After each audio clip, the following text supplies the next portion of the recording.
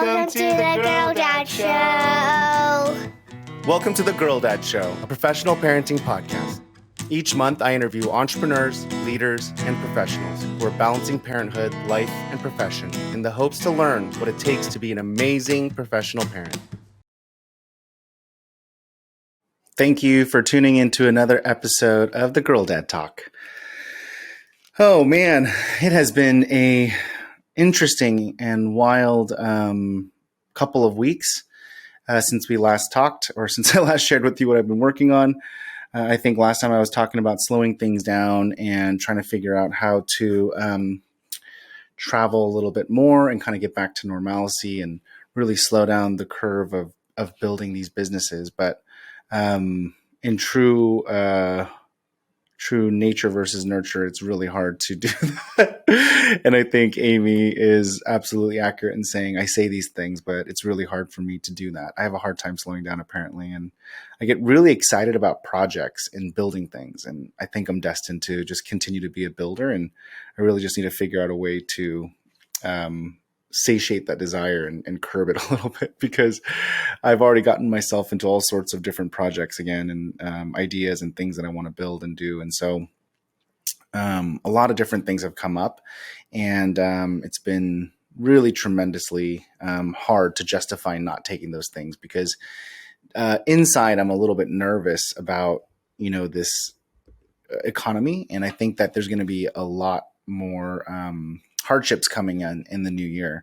I do think that this quarter and kind of right now we're in this little bit of a lull, and things are evening out a little bit for a temporary amount of time, but I do think that it'll get a lot harder. And so that's kind of tickling the back of my mind as I think about like the risk of having a single income family and really being so aggressive with our financials and building, and kind of putting ourselves in a really difficult spot, because we haven't really done a good job of saving money. We've just been kind of investing all of our money. And so although we have a lot of assets, we are not ready for a kind of a downturn. And it's been really humbling over the last like 2 quarters, really going through losing clients and losing capital and not having that income stream coming in as readily as it has the last 2 years. And so I'm a lot more humbled and nervous and a little bit more risk averse than I was previously.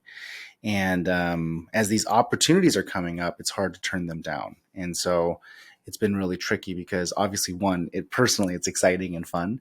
And then 2, it's just hard. It's hard to turn it down, because, there's like this thing in the back of my mind that says, we haven't done a good job of like preparing for a winter storm economically, and having these opportunities in front of you makes you want to take it and then stow it away and store it. So that's kind of what I've been battling with a lot. And then on the personal side, I have been able to spend a lot of time with the kids and going through some really interesting conversations with Lily, and also Grace too, but really around Lily, having these moments of clarity, where she's talking to us about some of the things that are going on in school and her friendships, and having, people be mean to her. And it's been really interesting to go deep into that and talk to her about those moments, and trying to be as open-minded and supportive and approachable about it.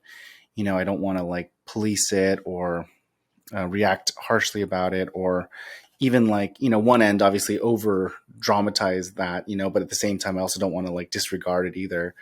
I really want to be here. So I just want her to know that she can always come and talk to me, no matter what the situation is. And so I'm just trying to like have an even keeled emotion about it, even though it really frustrates and angers me that, kids are being mean to her, and she's starting to understand it.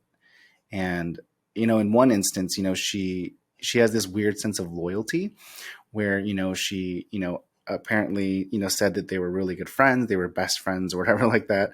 And then this best friend obviously was being mean to her and said that she didn't want to be her friend, and she didn't care about her and all these other things. But in Lily's weird mind, like this loyalty mind, she just assumed that she had to keep hanging out with her and just make it work, because they already committed to being best friends. And it was a really interesting to kind of like listen to her work through the logic of that, and then being able to talk to her about like, hey, you don't need to like be there if someone's, being mean to you. And she's like, are they continually being mean to you? And she's like, yeah, she'll keep saying mean things to me, and then tell me that there's other people that are better friends than her in front of me. And I'm like, you don't have to like stay there for that. She's like, but that's my best friend, and we said we were going to be best friends. And um it's really interesting, because like I don't know how much of that's my fault, because I did talk to her about like, being true to your word and like sticking things out and keep trying until things make sense. We have a thing that we say all the time, like, you know, you can cry, you can whine, you can scream, but you have to keep trying, And so we have like this thing about trying and trying and trying. And I wonder if I may have impressed upon that without context, and she's applying those things, or she just has a sense of loyalty that, that she's learned herself, but I'm not entirely sure. But it was a really great moment for me over the last week or two to be able to dive into these conversations and experience that, because Lily doesn't really talk about school. She'll come home and we'll ask, and she doesn't want to talk about it, and she just kind of wants to go back to playing or doing whatever. But over the last few weeks, she has been a lot more emotional, and I think it has a lot to do with the fact that she was in this kind of like almost like tortured state where she wanted to make that friendship work, and I don't think she even realized that she can go just kind of walk away and make new friends. And so we really were able to tap into that. And I kind of pat Amy on the back, but I kind of pat myself on the back, because I was obviously very emotional and angry, but I didn't get that emotional. And I was able to kind of just listen to her and, talk to her about how she felt and why she did that and why she didn't walk away. And then actually like listening to her unpack the reasoning of like why she just sat there and took it, even though this person was being mean to her. And then, we did some exercises. We like role played how you could just basically walk away and then ask new friends to play. And I think that it worked, because she started to, a week or two later, came back and talked about how, this friend apologized and she forgave them. And then she was mentioning to me that, like when she, has someone being mean to her, she reiterated what we talked about, which was like a week later. So even though it didn't seem like it really stuck, it sounds like it did stick. And that was really exciting for me to um, be able to have these kind of unique conversations with Lily, and also very nerve wracking. It's super scary for me, because I'm realizing that I'm very emotional, and I have this like um, visceral reaction to these things, and I have like this opinion of what's right and wrong.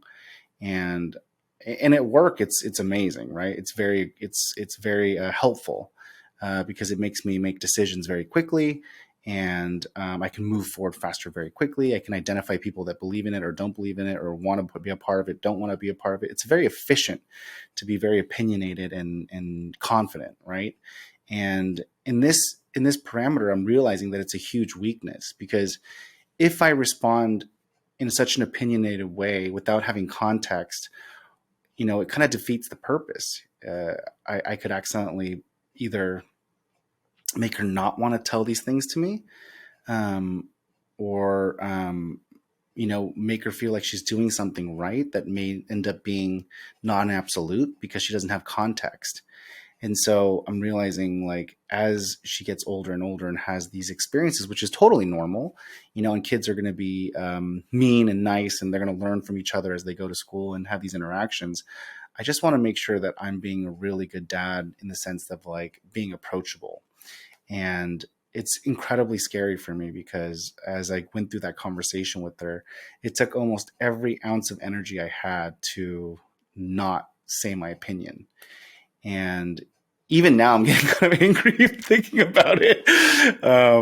And I'm realizing how important it is to exercise that skill of just being open to hearing it and letting them think it through, and then, working with them to come up with alternate solutions, and really letting them talk it out and helping them come up with like all the details, because they're not sharing everything, and I don't want to be quick to like stop them from talking. And it's just really a really complicated thing. And I know so many parents are doing this so well, and it's just like the thing that I felt was like a big strength of mine is actually becoming a really big weakness in the state, because I feel like it's something that I really need to like work on, because I struggle with it. I'm really bad at it. And I don't want to ever be in a position where she doesn't come and talk to me about problems that she's going through and she's working through or trying to solve for herself. I want to be there, to be a part of those conversations. And so something that I've been really thinking a lot about in the last few weeks.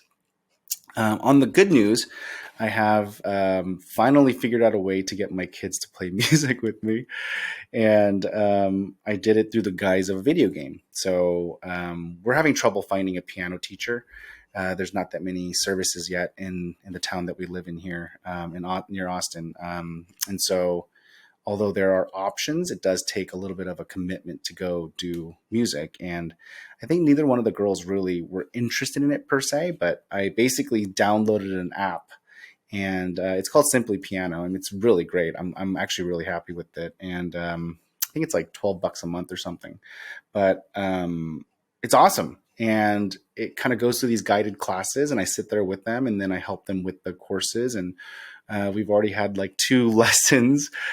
Each girl has had 2 lessons with me in the app, and we've been using it. And it is unbelievably fun for me. My heart and my heart and my life is complete, in that 30 minutes of practicing and watching them play music and playing on the piano and learning the fundamentals of music, and being able to do that with them is also really unique. It's almost better than them going to get lessons from a teacher, because I'm like kind of teaching them, but I'm not, because it's like kind of following the app and we're learning it together, and it's just an incredible experience. And I'm so excited that I found that, and I kind of tricked them into saying it's a video game with like the piano and the app, and they thought it was super cool because they get to use the iPad, and we were able to use that to engage them. And now, I mean, every time I come downstairs from work or take a break, they're, asking to play the piano game. And I feel a little bit bad because I kind of tricked them with the video game mentality of it. But I don't at the same time, because it's so good for them to learn these things. And if they have an interest in it, I definitely want them to continue to explore these interests and really figure out like what they're passionate about and what they're interested in and what they want to learn. But I also think that music is a core part of my life, and I really want them to have it as a core part of their life, whether they choose to pursue it ongoing or not. It'd be really great for them to at least understand like the basics of instruments. I feel like people that, can play music have a somewhat of an advantage in a lot of ways. They know how to both, think creatively and, you know, um, critically, but also pragmatically and mathematically, because so much of music is steeped in systems and processes and math, while simultaneously it allows for an unbelievable amount of creativity and openness. And it's just one of those beautiful things that I think everyone should try to pick up and learn, even a little bit. It doesn't have to be a lot. You don't have to be the best at it, but I just really feel like it'll really help them, as human beings, and open their minds to ideas and new ways of thinking, but also really like how to like structure constraints and work within those constraints, and think outside those constraints. And I think music does that subliminally, subconsciously, as well as directly. And so I'm super, super excited about it. And I'm really glad that they're interested in it. And I'm really trying to figure out ways to allocate more time to spend with the kids and the girls playing piano and music, and hopefully start getting them to sing with me, and maybe even some other instruments as they get older and their fingers are stronger. It'd be great if they play guitar and drums, and we'd just be like a musical family. But trying really hard not to get overly excited because I don't want to be that pushy parent that like pushes all my stuff onto them. But I am very, very happy about the fact that they are now engaged in playing piano, and they're interested in it, and they're having fun. And so that's super, super exciting for me. And then lastly, something that I'm thinking a lot about is just the holidays. We have a lot to be grateful for, and I'm really excited about Thanksgiving, especially this year. My brother is going to be flying in for Thanksgiving with his family, and we just saw them at Legoland. We visited them in San Diego the other month, and it was super fun. And it was really great to see the cousins, or Lily, and Grace got to hang out with their cousins that they grew up with. And we got to do fun things, and we got to do all these rides and amusement parks on the beach, and we did all sorts of stuff. But even without the stuff, they just had fun, even playing at a playground. Like they were just so happy, and it was just unbelievable to watch their little faces and the way they played. And it's just like this pure like happiness, because they literally grew up together. I mean, my brother lived 8 houses down from me when he had his kids, and they grew up together, and so there's this familiarity that also, I don't know if they realize it's family or if there's a difference in it, but there's definitely a unique closeness to it. And I missed it. I missed it ever since we moved to Texas, because we really haven't seen our family, and our kids haven't seen the family at all in 2 years. So um, I'm super stoked. I'm super stoked to have my brother and his family staying with us for a week, and then being able to spend, a holiday together, but also in the same house, be able to show him, the life that we're building here, and also be able to just have the kids spend time with their cousins, and, experience that joy that they had the other month of, family and family time and just playing. And so, unbelievably excited and grateful for my brother making the decision to come out here and spend Thanksgiving week with us. And it's really, really exciting for me. So a lot to be grateful for, a lot to be thankful for, and just a lot of stuff going on in my mind right now about business and work, and how things are going to play out. I have a lot of big things that are happening right now, and I'm just waiting to announce some of them. But um, on the personal side and on the work side, it's just been a crazy, crazy couple of weeks.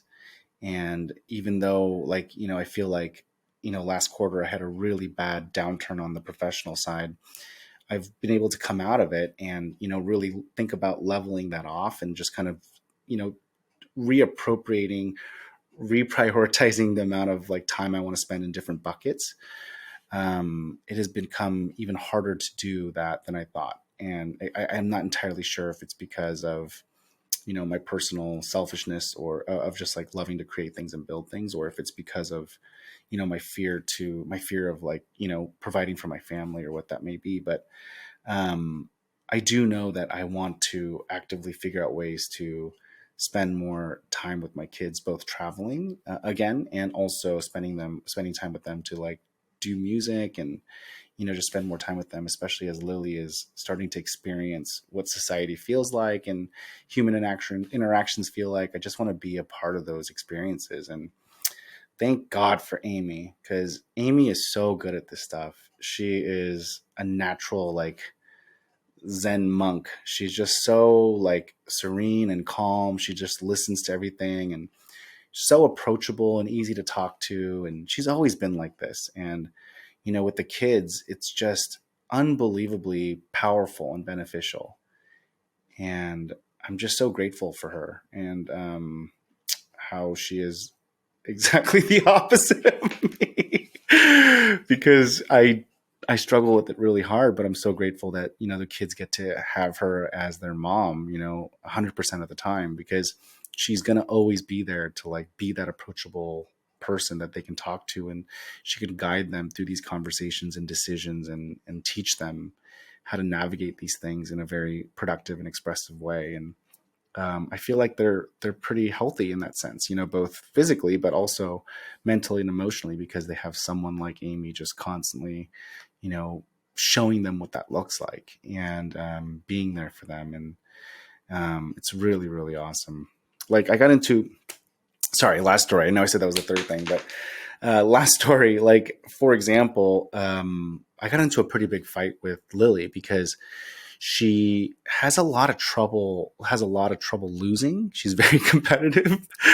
And now that I say that out loud, it sounds like pretty obvious because she's probably getting that from me. But she like hates losing, and it's bad. Like it's really bad. Like everything she can't lose. And what's really interesting is that she really struggles. What we found out through that argument and that fight is that it's not so much about losing to other people. It's mostly about, she doesn't like losing to other people either, and she's very competitive, but she definitely doesn't like losing to me. and she's very competitive with me.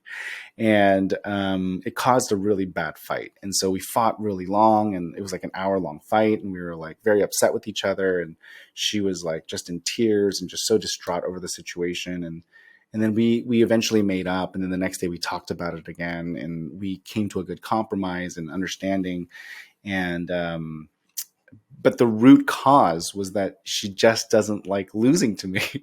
So if we play games, or if we play a race, or if we play, anything, actually, she just has this like visceral reaction to losing to me. She just has to win, and she wants to beat me.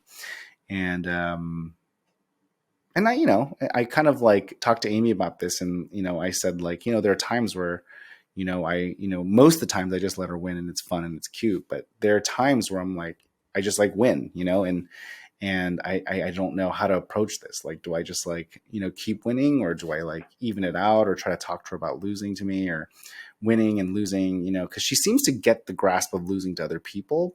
So that's good. And I can see that in soccer, she used to get really competitive, or she'd want to, win every time. And like, you can see that with everybody. And then that's kind of dissipated, and she's a lot better about being a good loser, or at least, not getting super upset when she doesn't win. But definitely still really hard for her with me. And so that's something that I got to figure out right now. But I did notice that Amy showed me that when she got really upset and she gets really emotional, she has a really great processing mechanism. She'll like go to her room. Both actually, Grace and Lily do this. And I think that's a true testament to Amy. But both girls will basically step away from the situation when they're super emotional, and they'll say, I need quiet time. And they'll go to their rooms and they'll draw. They'll write. I mean, Lily's starting to like put letters together. And so she'll actually write what she thinks is her statements and her points of arguments onto this paper. It'll literally be just like, messed up words with misspellings and, all this stuff. But you can see that like my name is in there, and like it says like dad is bad because of like, and she writes these things in her mind. She's writing her whole thing. But she's articulating and expressing her emotions and feelings onto a paper and a drawing and all this other stuff. And I don't really know the psychology or the science behind it. All I know is that it's incredibly good. Like, I just love that they're able to like step away from that moment, go alone, be aware enough to go alone and like push it out through, in this situation, it's like art, right? But I think it's really, really great that they have that. And I definitely think that's an Amy thing, because I am not teaching them that at all. And so I'm really happy that they have that skill set, and really, really appreciative of the partner that I have in Amy, and the ability for us to basically combine our strengths to, provide really great parenting and family ecosystem for our kids. So I mean, that's kind of weird for me to say it's great, but I think it's great. So I should say that I think it's great that we're providing this for our kids, and the sum of the parts is more powerful and better because of it. So that's basically the last story I want to talk to you about. But that's the most recent update on me and what I'm doing right now, both professionally and as a parent, and all the things that I'm kind of working through at this point of my professional parenting journey. And I hope it has helped you in your professional parenting journey. And if nothing else, I hope it helps you figure out a problem that you're solving, or helps you relate, or anything. But as always, feel free to let me know if there's anything that you have a question about, or anything you want me to talk about, or if there's anything in my business that you want me to unpack, or anything about my parenting journey or insights that I've culled from being a dad that you want to talk through, or you want to hear more about. So always appreciate any feedback and thoughts. And thank you again for listening to the Girl Dad Show.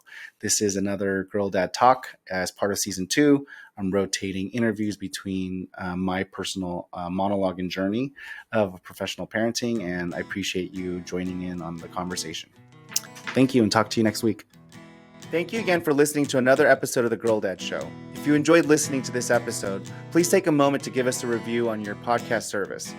These reviews help us grow a lot more than you know.